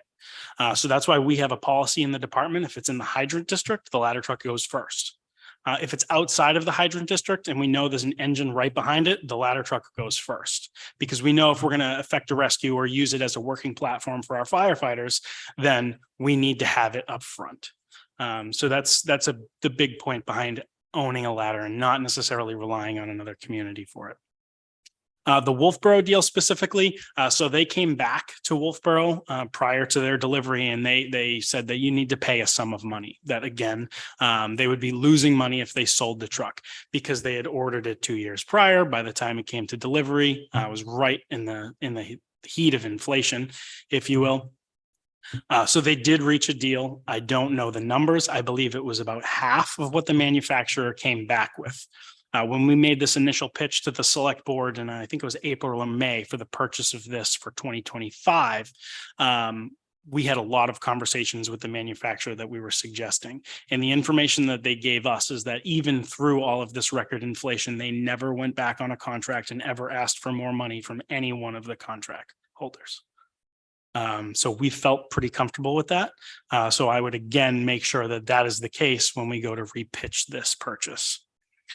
I would just like to also mention that along with us pushing out the engine 3, we also moved out engine 1 from last year's plan. So we're going to and we got to update this with Jessica. We're going to a 24-year replacement on our engines on the attack pumpers, which is engine 1, engine 3, and engine 4. So those will be going out to 24-year replacement cycles. And this is going based on their usage, their mileage, and their condition, as we had stated previously. So we have made that adjustment as well, which will undoubtedly take those back-to-back expenses off, because that was 27 and 28. Now we're just going 28 with an engine purchase. Do you think in 2025, we could make a reduction as well? To the annual appropriation? Yeah. Unfortunately not, because as we push this out, you'll see that our closest year is 2027, and we're Yep. down to only $50,000 remaining in that year. Yep. So that's going to be the big challenge there. And that's in fact why we moved engine 3 out, because the money just would not be there. Probably Mr. could Chair? if we got the, Sorry, sorry, go ahead. Go ahead, Andy. the 59,000 for the airbag and radios. If we ever got that grant, could probably knock it down. Sure, absolutely. Yes. If Absolutely. that goes through. And that has always been our position that, we're going to apply for as many grants as we can.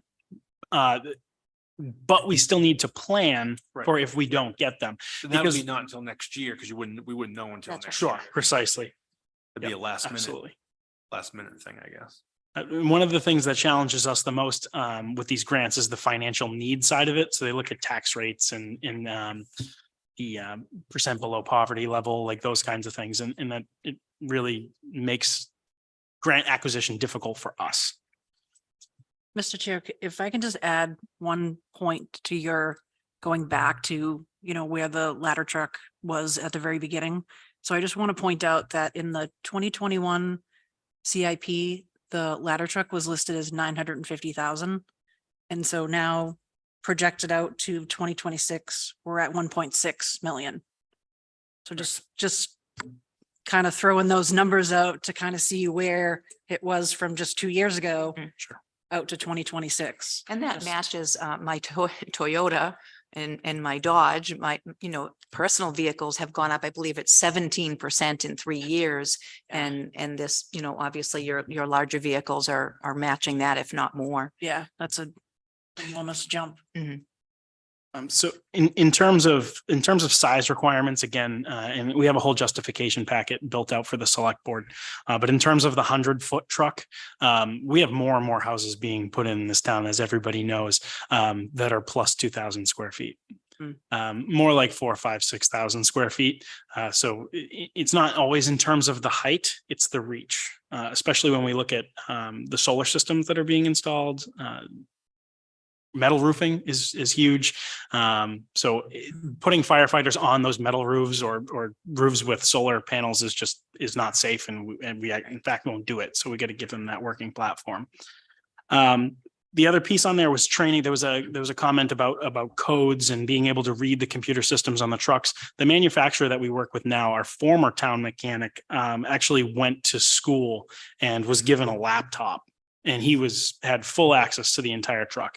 And in fact, systems that he wasn't able to fix, he could go online with the factory, and they would actually do over the phone diagnostic and point him in the direction. So there are workarounds for that. So yes, the computer systems are becoming more advanced, but also the mechanics, when we're fully staffed, have the ability to take those courses for emergency vehicle technician and those kind of things in the multiplex systems to be able to work on them in-house.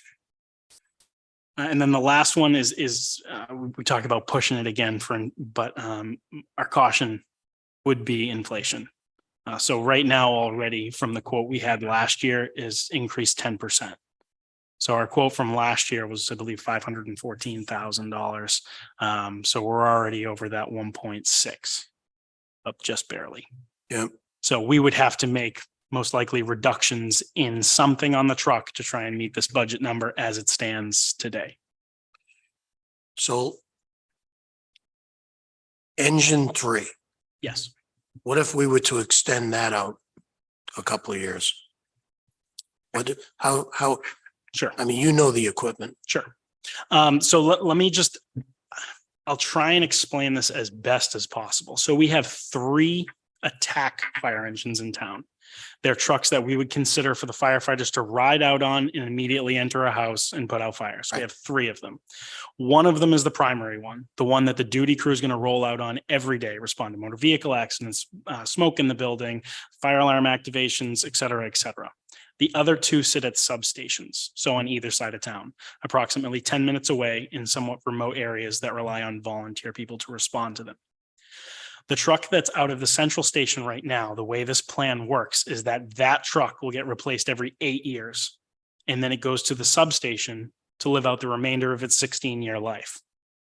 So when we say push out engine 3, we're not just taking the engine from West Alton that only goes on 20, 30 calls a year. We're not just taking that truck and just pushing it out. What we're doing is delaying the replacement of the central truck or the downtown truck, the one that the duty crew goes out on all the time. So we're increasing the wear and tear on that particular vehicle. It's not necessarily just a truck that's hanging out in a station. So as we push that, if we went one more year, that in fact pushes our replacement cycle out on trucks to 27 years instead of 24. Okay. Got it. Makes sense. Yeah. Questions by the board?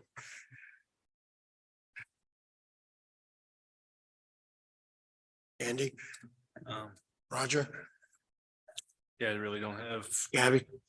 have any questions on it. I mean, I glad you made that point, that it pushes out main ones, because that's what I was gonna ask too, if we could push that out, but that answers that. Yeah, absolutely. And I'm sure we have no idea, especially if you lived in East or West Alton, you're like, oh, that truck never moves. And realistically, it's already lived a service life. Right. And it's just kind of, it's there for the second half of its service life as more of a reserve role.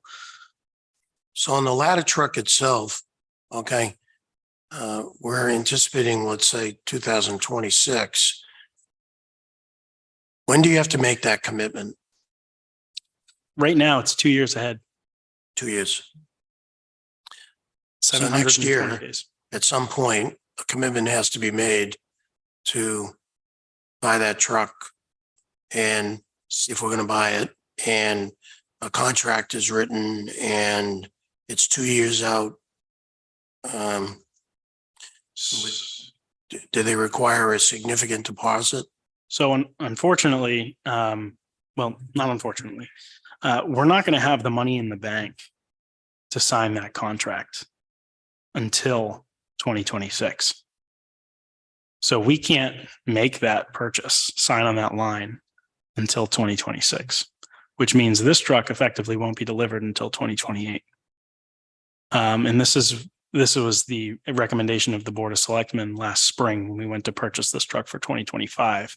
And the concern was that if 1 year CIP was not funded for whatever reason, then we in fact would be defaulting on our end of the contract and would not be able to pay it upon delivery. So the recommendation of the Board of Selectmen was to have the money in the bank to make the purchase. Have them what? Have the money in the bank in order to make the purchase. So that means you would not get the unit until 2028? Correct. It makes perfect sense. And I mean, honestly, in fact, if we do miss or do not get CIP funded one of these years, we would not have the money when they came to deliver the truck.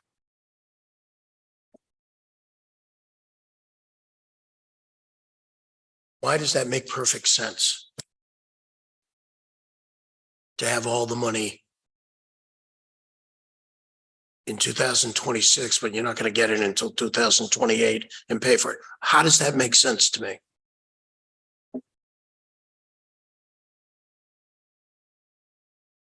Essentially, we'd be making a bet on the next 2 years of CIP to passing.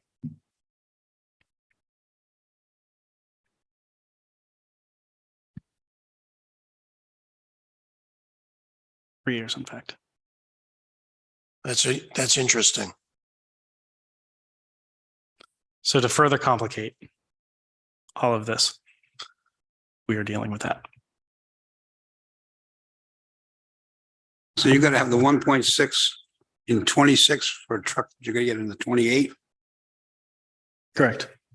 but you have to pay for the whole thing before you get it. You don't, but if for whatever reason, say 2025, our $450,000 wasn't funded when they came and knocked on the door in 2026 to deliver the truck, we wouldn't have enough money to do it.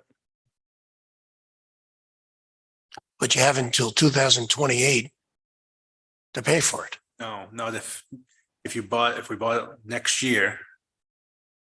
Saying in 2026, when they came to knock on the door, if the CIP didn't put the money or the money wasn't there to put in, we wouldn't have the money to pay for it.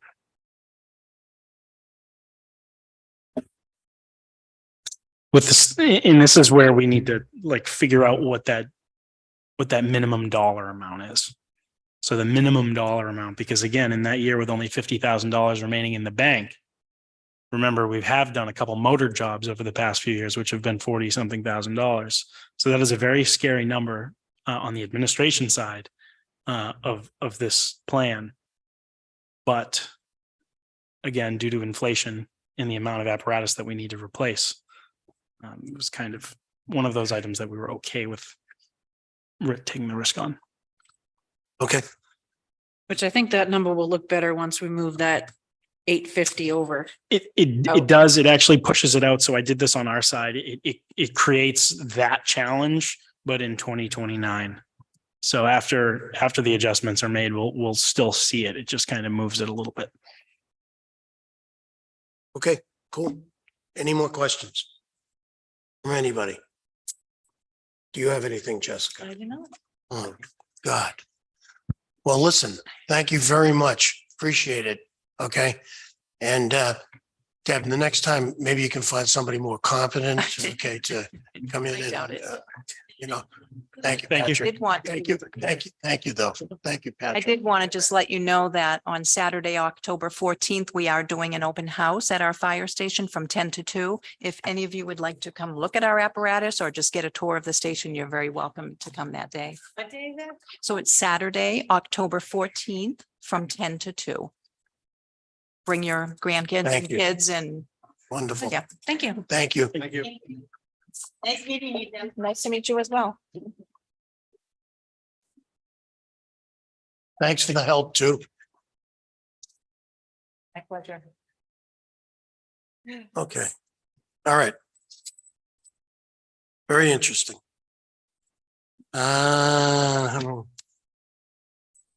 Discuss calendar meeting dates. Do we need do we meet all the department heads? We did. Okay, Do we feel that we need to meet with any department heads a second time? Do we feel like we've got a good understanding of what's going on? I think I do. Yeah. Andy, They're pretty good. Yeah, I They're don't- pretty good this year. Yeah. I understood everything. Roger, do you think we need another meeting? No. It depends. I feel like if I do have questions, I can just reach out to them individually and Right. Yeah. do that. But we will need another meeting to finalize the plan, have this up on the projector screen like we did before, That'd be great. do all that stuff. When, So we need to meet before October 17th is when the committee will present to the planning board. So we need to meet sometime before that and to allow me to give me a little bit of time to get things all organized. all right, so today's the 20th. Okay. Yep. Do we want to meet in late September or do we want to meet the first week of October? So I have it in my let's, phone on October 4th already. I thought we did have something on You gonna October. meet yet? Fourth? I don't know. I just clicked on it and it was. Yeah. CIP meeting. I- Oh, yeah, We did, well, I think we did Of I that. think don't we know if did it's stuck, but that's all what I right, had my let phone. me October 4th. check here.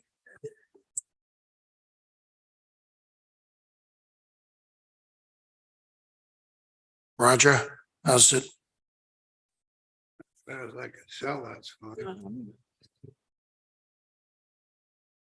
That Can we might be do hard. October 4th? Might be hard. It's Wednesday, October 4th. Sounds good. You do, I already put it on the town calendar, so at some point, we've already discussed that. Okay, so there we are. October 4th, Town Hall, 5:30? 5:30. Right? Sounds great. And then, yeah, I'll talk to Josh and have everything all set up. Then we can sit here and. And we can go through it. Yeah. Okay, if there's anything you need to send us ahead of time or, but we'll, Yep, I'll update the plan. And so Update the that way you plan. guys will have, the latest and greatest. okay, great. Okay, so committee to present to the planning board on October 17th. Tentative Yep. public hearing to be scheduled on Tuesday, November 21st. Pat, are you going to be no more longer or are you going to be here on October 4th? What do you say? He will not be here on October 4th. You know, bummer. Okay, thanks, Pat.